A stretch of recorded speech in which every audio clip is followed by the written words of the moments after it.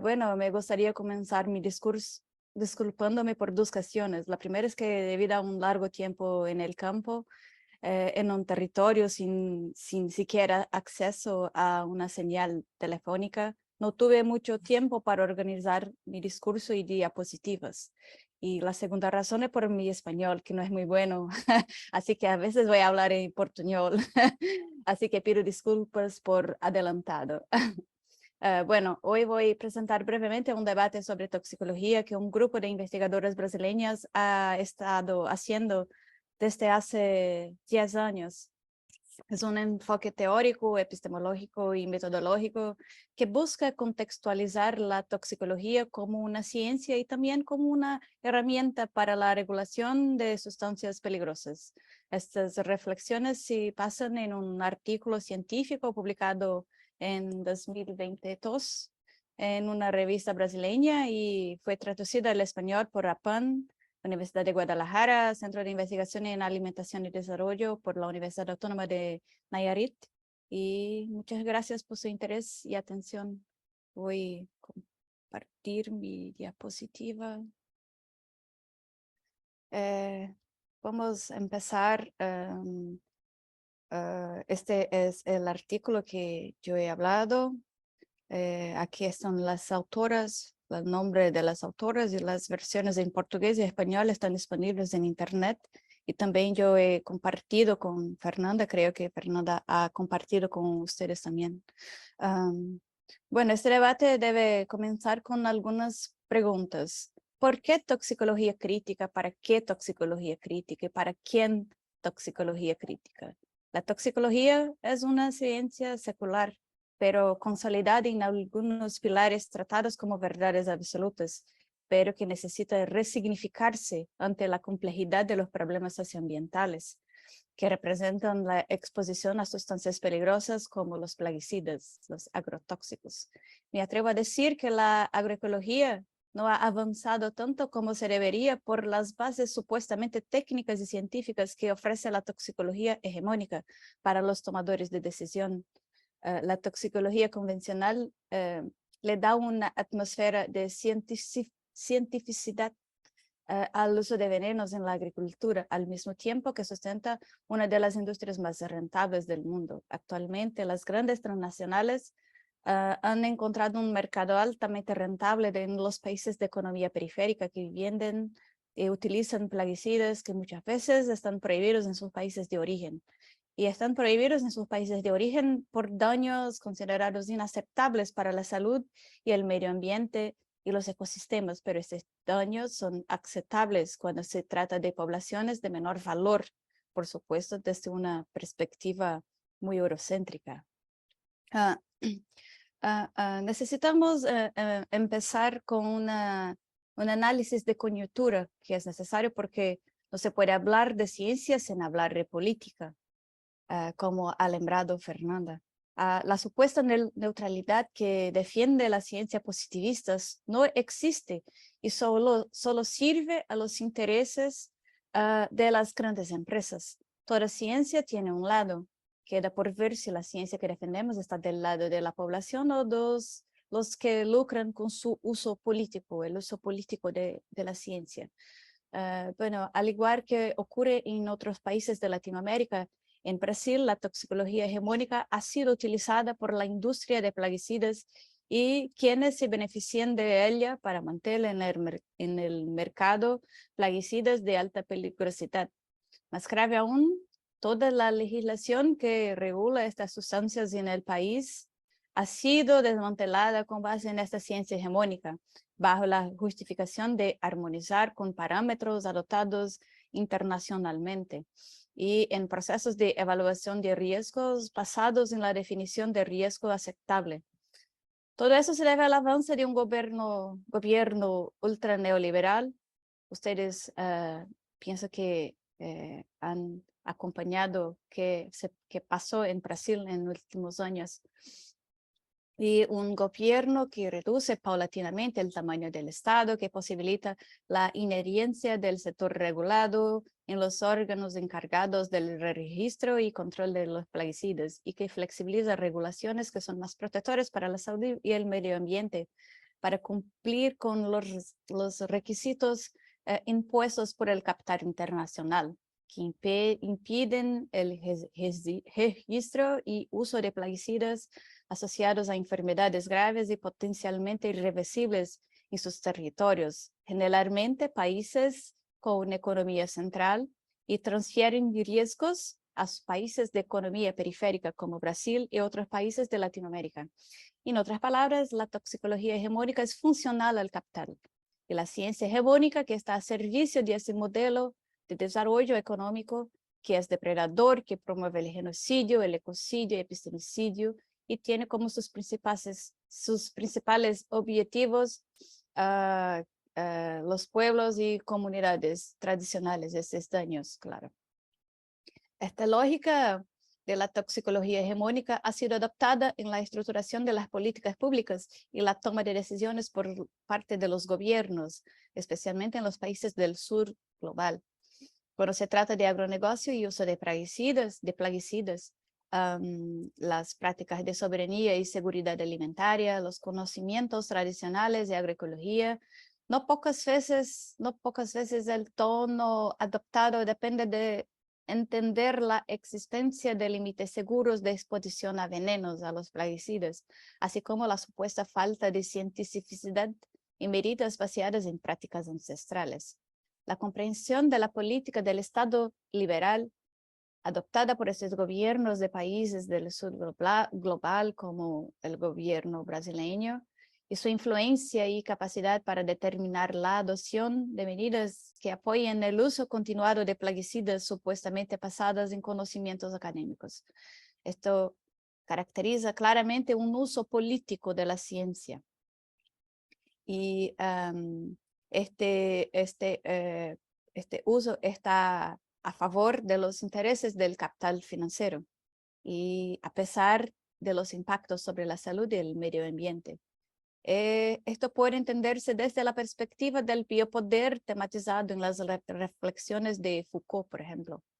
Por lo tanto, la asociación entre el agronegocio y la profundización de las vulnerabilidades ha sido mediada por prácticas de biopoder dirigidas a satisfacer los intereses del capital financiero, que determinan quién debe asumir los mayores costos del modo de producción capitalista. Es decir, las prácticas de necropoder están mediadas por el racismo, incluido racismo ambiental, que es funcional al capital.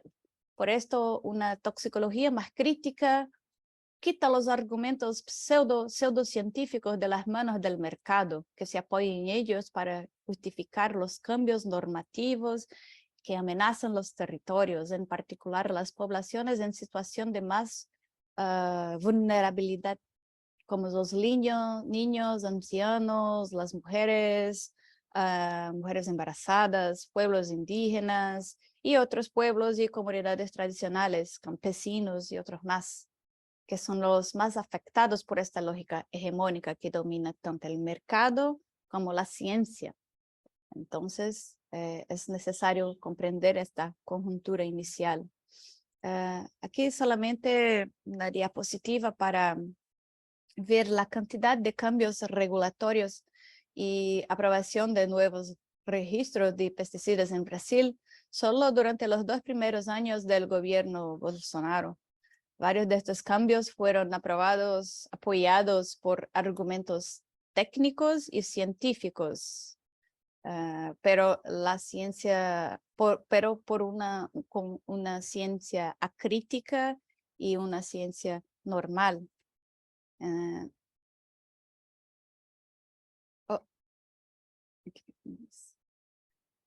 Entonces, este uso político es muy hegemónico en la toxicología regulatoria, por ejemplo, considerando este proceso determinado por la toxicología regulatoria, se imponen modelos que subordinan la complejidad de los escenarios de exposición en los territorios a plaguicidas, con el proceso de evaluación de riesgos cuando se estructuran sin considerar la realidad. Por ejemplo, en este modelo se negligencian varias cuestiones como no hay una investigación concreta de los efectos que pueden producirse con dosis bajas, hay un bajo poder predictivo para daños crónicos como efectos neurológicos, endocrinos y cáncer, y otras cosas más que abordaré en las próximas diapositivas. Como por ejemplo, la cuestión de las exposiciones a dosis bajas. Entonces, nosotros hemos aprendido en las escuelas que la dosis es que hace el veneno. Entonces, cuanto mayor la dosis, mejores son los efectos sobre la salud y el ambiente. Pero esta no es una verdad absoluta. Las dosis bajas sí, aquí. Las dosis bajas pueden sí causar efectos, incluso más fuertes que los observados en las dosis más altas, entonces más elevadas. Esta definición es basada en el concepto de Noael, nivel sin efecto adverso observado, que es la mayor concentración o cantidad de una sustancia en que teóricamente no se producen efectos adversos detectables en una población expuesta. Y este es uno de los pilares en que se pasa la toxicología regulatoria, aunque las dosis bajas pueden causar daños. Esto es algo que es negligenciado, ignorado por la toxicología hegemónica, que las dosis bajas pueden causar daños para la salud, para el ambiente. En especial que muchos de estos efectos no dependen de la dosis. Por ejemplo, la exposición a cualquier nivel de dosis es suficiente para desencadenar efectos cuando hay exposición a carcinógenos genotóxicos o disruptores endocrinos, por ejemplo. O sea, cualquier dosis distinta de cero puede causar daños. Y cuando trabajamos con la concepción de dosis versus efectos, nosotros negligenciamos efectos muy graves y potencialmente irreversibles.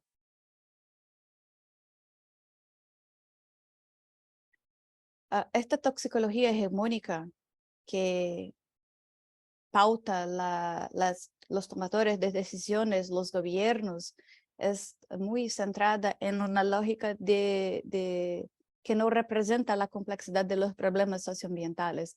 Por ejemplo, este límite seguro de dosis, las dosis son todas basadas en estudios experimentales en animales, donde todos los factores ambientales son prontamente, completamente controlados. Hay análisis de exposiciones individuales a agrotóxicos, o sea, hay una simplificación de la vida, pero la realidad es más compleja de lo que le indican los ensayos experimentales. Personas no son ratones, no son animales de experimentación. Hay múltiples escenarios de exposición, hay múltiples exposiciones, hay exposiciones ocupacionales que no son reproducibles en laboratorio. Por ejemplo, los animales de experimentación no trabajan.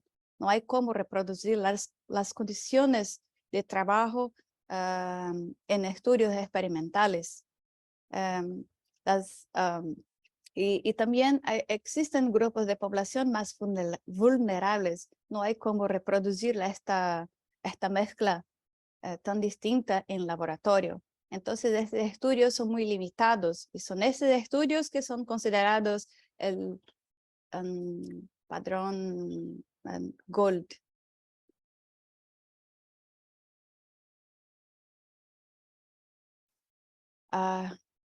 Los estudios experimentales también analizan los efectos a exposición a uno solo plaguicida.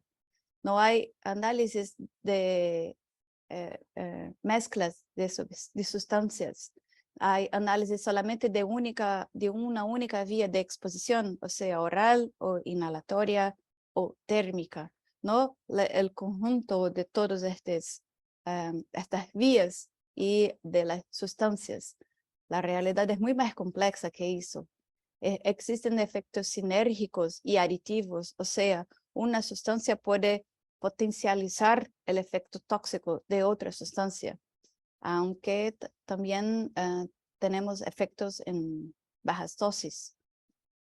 Entonces, las directrices para los ensayos que regulan el uso de plaguicidas en la agricultura y otras áreas, por ejemplo, son todas elaboradas por organismos internacionales que determinan los diseños metodológicos de los ensayos que son presentados por el sector privado como requisito para autorización de sus productos. O sea, el interesado que habla para la sociedad, cómo quieren hacer sus estudios, qué estudios serán considerados, qué estudios serán válidos. Estos resultados de los estudios experimentales determinan la seguridad humana y ambiental y no profundizan la investigación de algunos desenlaces, especialmente de las funciones que no son objeto de directrices específicas, como por ejemplo de desregulación hormonal, los disruptores endocrinos, los efectos inmunotóxicos, nefrotóxicos, hepatotóxicos, la cardiotoxicidad. No hay guidelines para todos estos efectos, para los registros registro de estas sustancias cuando hablamos de toxicología regulatoria para plaguicidas, por ejemplo. Y esta ciencia, que es la ciencia normal, la ciencia hegemónica, la ciencia que direcciona las políticas públicas. Con tantas limitaciones, este es la ciencia hegemónica que domina todas las tomadas de decisiones. Y también hay una discapacidad de comprender que daños durante periodos críticos para el desarrollo cognitivo y neurocomportamental sean incorporados por los tomadores de decisiones, sean incorporados por la toxicología hegemónica. Entonces, problemas como alteraciones de inteligencia como capacidad de concentración, atención, memoria, abstracción, mismo incluso cuadros de demencia, falta de coordinación motora fina, alteraciones sensoriales como visual, auditiva, parestesias, anestesias, trastornos de personalidad con ansiedad, trastornos psicóticos, fatiga, irritabilidad, todos estos pueden estar asociados a exposición a sustancias químicas y no hay guidelines y regulación adecuada para comprender estos efectos y regular el uso de estas sustancias. El mismo con el uso de equipo de protección personal, por ejemplo. La eliminación de riesgos es un concepto que está incluido en el uso de equipo de protección personal. Entonces se dice que utilizando todo el equipo de protección no habrá riesgo si estos equipos fueren utilizados de forma correcta y segura.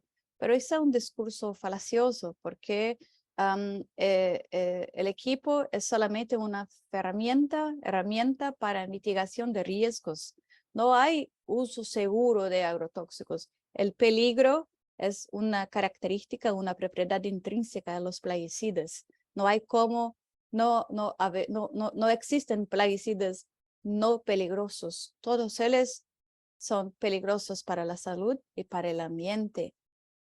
El uso de equipos solamente puede reducir los riesgos de exposición, pero no eliminan el peligro. Y también hay una baja eficiencia que estudios han demostrado. Y también hay otras cuestiones, como por ejemplo, los equipos fueron muchas veces concebidos para proteger contra agentes aislados, no analizan la exposición a mezclas de sustancias y tampoco analizan los efectos sinérgicos o efectos aditivos. Entonces, muchas veces siquiera fueron concebidos para uso en la agricultura. Entonces, son solamente transferidos en los estudios y análisis adecuados. Y también, muchas veces, el uso de equipos puede causar una falsa sensación de protección, una vez que su uso puede causar la comprensión de que la persona está completamente protegida y otras medidas de seguridad son negligenciadas. También los plaguicidas pueden ser absorbidos por el equipo de protección personal y muchas veces el uso de equipo puede ampliar la exposición a los plaguicidas debido a desorción de las moléculas en las fibras del equipo. Además, no hay equipo de protección para la población, solamente para los trabajadores que están utilizando los plaguicidas. La población que está expuesta ambientalmente, que está expuesta por la alimentación, a través de la alimentación, no vaya a utilizar equipos de protección. Tampoco los animales en ambiente. Entonces, el uso de equipo es una falacia comúnmente utilizada para utilizar plaguicidas, pero sin reconocer que solamente reducen el riesgo, no eliminan peligro y solamente para los trabajadores que están directamente implicados en el uso de estas sustancias. Una otra cosa que la toxicología hegemónica negligencia es los efectos de las fumigaciones aéreas, que son muchas veces tratadas como eficaces, seguras, rápidas, pero esta tecnología de fumigación, así como otras, en esta tecnología hay una pérdida significativa de plaguicidas por derivas. Hay una reducción de la efectividad y aumento de los volúmenes utilizados. Entonces, hay estudios que apuntan que de cerca de aproximadamente 30% del veneno solamente llega al objetivo final, a las plantas a que se destinan, por ejemplo. Entonces hay una pérdida muy grande, muy significativa de estas sustancias que contaminan de forma difusa el ambiente y están exponiendo a las poblaciones, especialmente los más vulnerables, como los campesinos, por ejemplo. Entonces hay una amplia contaminación ambiental y hay también las endoderivas, donde hay un depósito intenso en la superficie de la planta que los plaguicidas fluyen hacia la tierra y contaminan solos, contaminan el agua y otros compartimentos ambientales.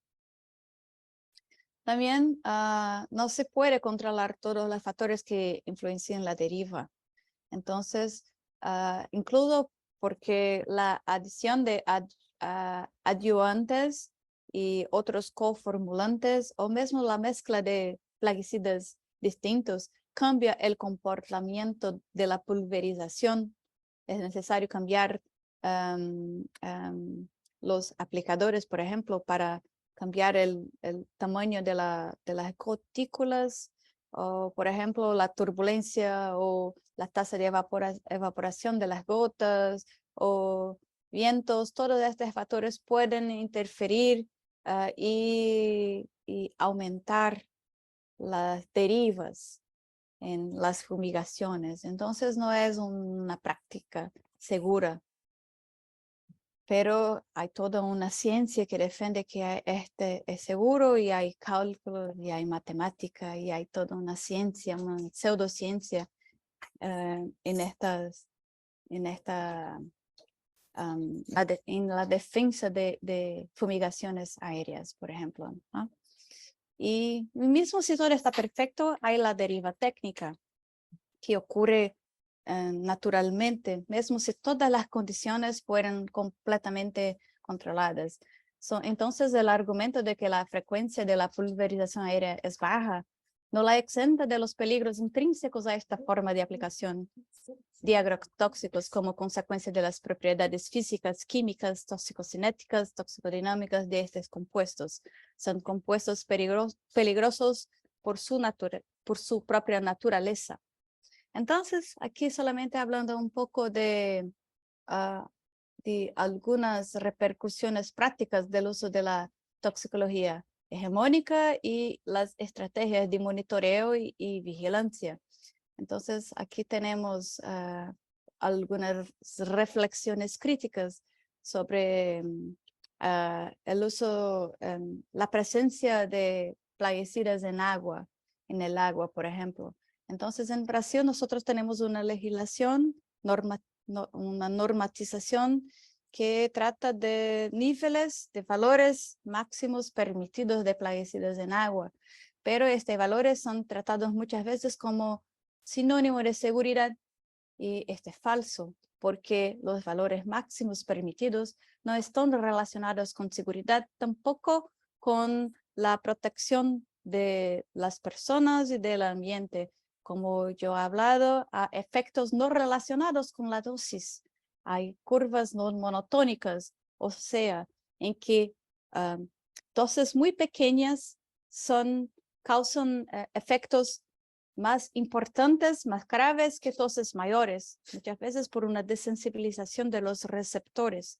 Entonces nosotros también tenemos los efectos de carcinógenos genotóxicos o de desreguladores endocrinos, los disruptores endocrinos, cuyo efecto no está relacionado con la dosis. También la exposición a mezclas de sustancias donde ellas pueden sumarse, tenemos efectos aditivos, sinérgicos, y que estos no son comprendidos por la toxicología hegemónica. Y tampoco las vulnerabilidades diferenciadas. Nosotros en Brasil, las normas en Brasil no comprenden ni estas condiciones, estas cuestiones, solamente consideran las disposiciones individuales, solamente consideran valores muy elevados de la presencia de residuos de plaguicidas en agua. Entonces, aquellos en mayor vulnerabilidad como niños, ancianos, inmunodeprimidos, pueblos y comunidades tradicionales no están protegidos por estas normativas. Aquí tenemos un estudio que hemos realizado recientemente en 7 regiones de Brasil, en 7 estados de provincia de Brasil. En este estudio nosotros analizamos la presencia de residuos de plaguicidas en el agua, y hemos encontrado una gran cantidad de plaguicidas.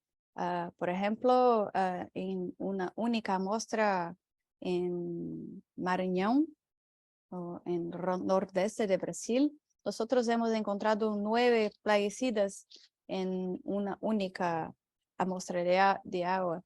Y estas sustancias pueden interagir entre sí. Estas sustancias pueden causar efectos muy graves, potencialmente irreversibles, como cáncer, desregulación hormonal y otros efectos. Pero en las normativas en Brasil, estos niveles son considerados seguros, porque todos ellos, en su mayoría, no todos, pero todos ellos estaban abajo del valor máximo permitido por la normativa brasileña. Y el valor normal para plaguicidas en agua es 0. No hay plaguicidas ocurriendo naturalmente en el agua. Pero en las normativas brasileñas, esos valores son muy elevados.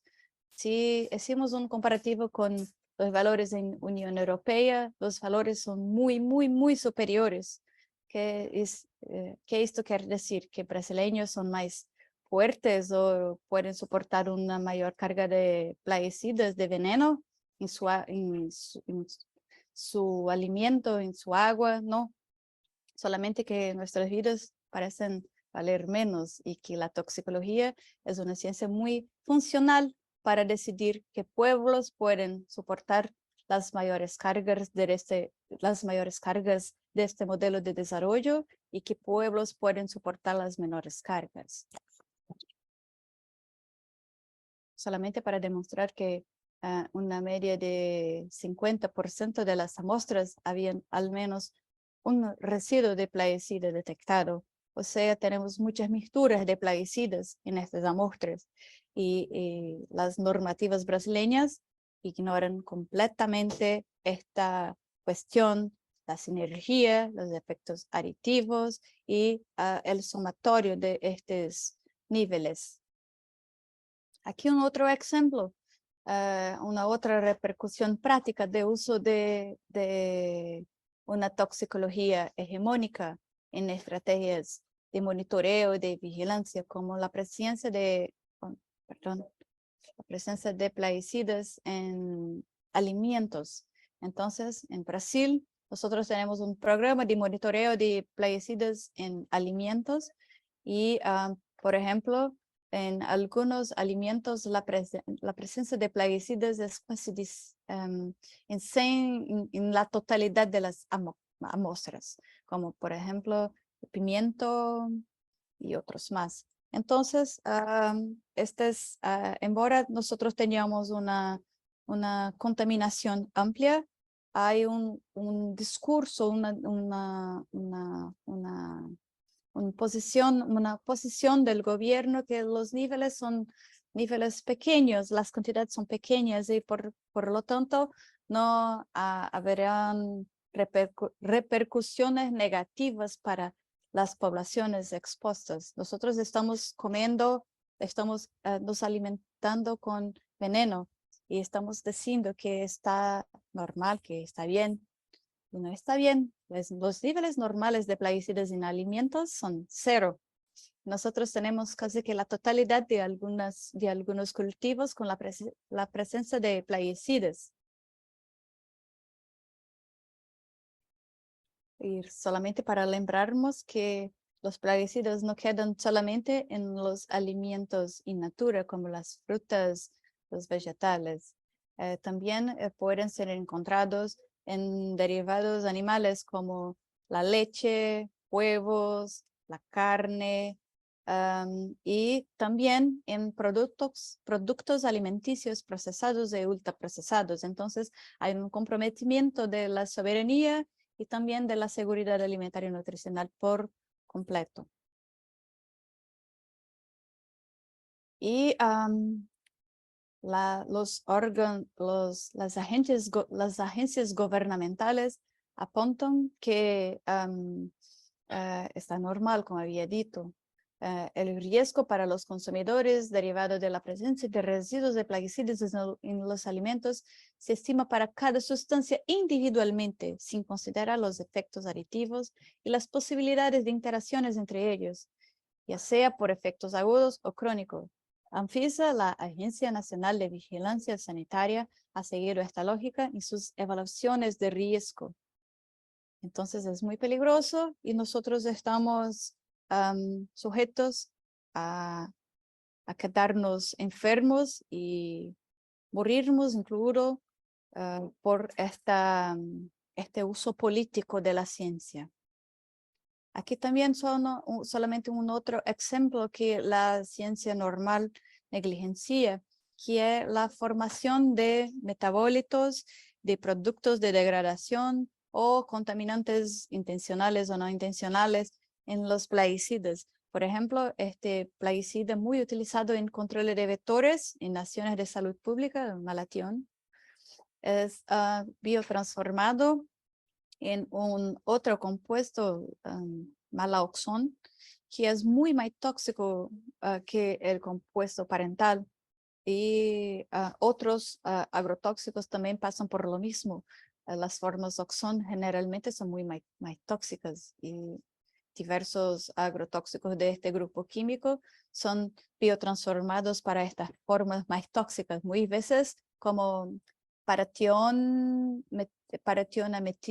etílica y paratión y paraoxón, por ejemplo, que es 1000 veces más tóxicos que el compuesto parental, que el compuesto original. Entonces, la toxicología hegemónica no trata de los metabolitos, de los productos de degradación, de los contaminantes no intencionales, de los coformulantes y otras sustancias. ¿Por qué? Porque es funcional, no porque es seguro. Entonces, tenemos diversos efectos para la salud por estas exposiciones y muchos de esos efectos son efectos observados en niveles muy bajos de dosis o entonces en dosis incluso abajo del NOAEL establecido para la especie. O sea, cualquier dosis diferente de 0 muchas veces es más que suficiente para desencadenar un efecto tóxico muy grave y potencialmente irreversible. Para otras hay efectos que son conocidos como horméticos, que son en dosis bajas, efectos más significativos que cuando tenemos dosis más elevadas del compuesto. Entonces, esta ciencia normal es muy restrita, es pautada en alternativas limitadas, multi-interdisciplinaridades, pero una interdisciplinaridad restringida, sin diálogo con saberes, como dice en Brasil, cada uno en su rama. Entonces no hay un diálogo. Puede reconocer la importancia de los enfoques cualitativos, complejos y participativos, siempre que no incorpore críticas estructurales ni reconozca conflictos. Entonces, es un sistema funcionalista acrítico, como yo había hablado. Entonces, aunque sean consideradas o reconocidas algunas críticas a este modelo, estas críticas no son incorporadas en las tomadas de decisión, que muchas veces son diálogos y negociaciones políticos solamente. Y las tecnologías, incluidas las sociales, proporcionan herramientas al servicio de la productividad y de la calidad de las relaciones económicas y los procesos de gestión. Entonces es algo muy restrito, muchas veces solamente para hacernos creer que transformaciones están siendo implementadas, pero no están. Entonces, este modelo de ciencia funcional al capital es de interés para el modelo de desarrollo hegemónico mejor. Entonces, esta ciencia normal o clásica reconoce más certezas, las verdades, que incertidumbres. Las incertidumbres no son incorporadas en las tomadas de decisión. Las tienden a quedar ocultas y son tratadas como valores morales, como la pérdida de neutralidad y objetividad. La ciencia hegemónica es neutra, es objetiva, es toda estructurada en cálculos complejos que no tienen nada de complejo. Son cálculos simples y que subsumen y subordinan la vida a una simple matemática.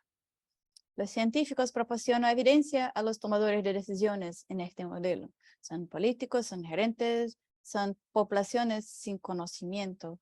Es positivista, es productivista, hegemónicamente no dialéctica, no reflexiva y tiene una ideología del optimismo tecnológico. Cuanto más tecnológica, cuanto más ciencia, esta pseudociencia desarrollada en laboratorios con ratones, con cobayas y otros animales de experimentación, que es la ciencia válida.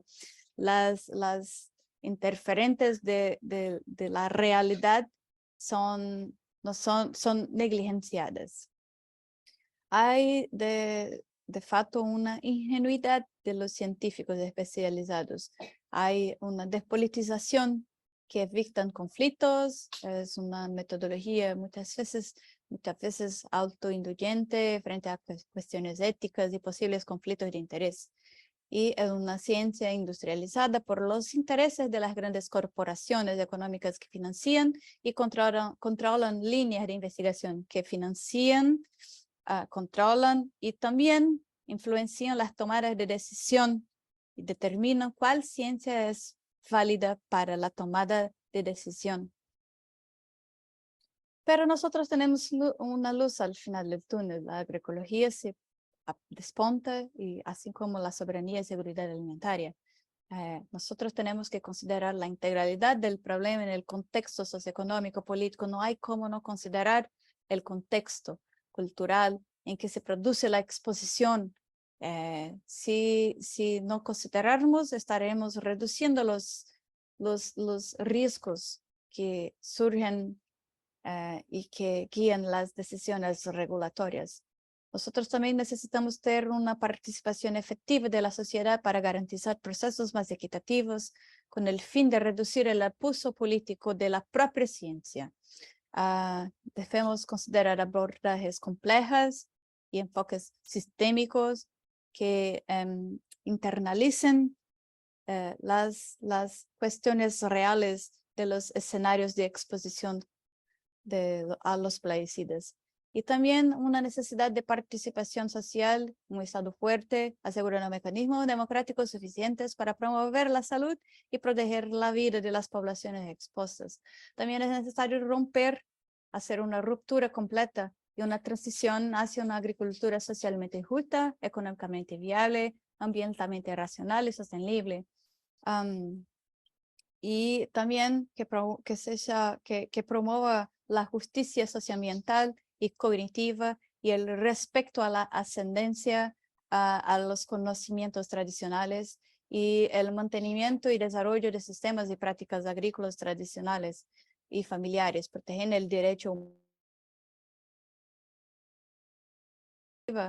que dice que nosotros hemos hecho mucho daño a la tierra y ella sigue resistiendo, pero la tierra puede seguir viviendo sin nosotros. Nosotros no podemos seguir viviendo sin ella. Bueno, esto es todo. Gracias por la invitación.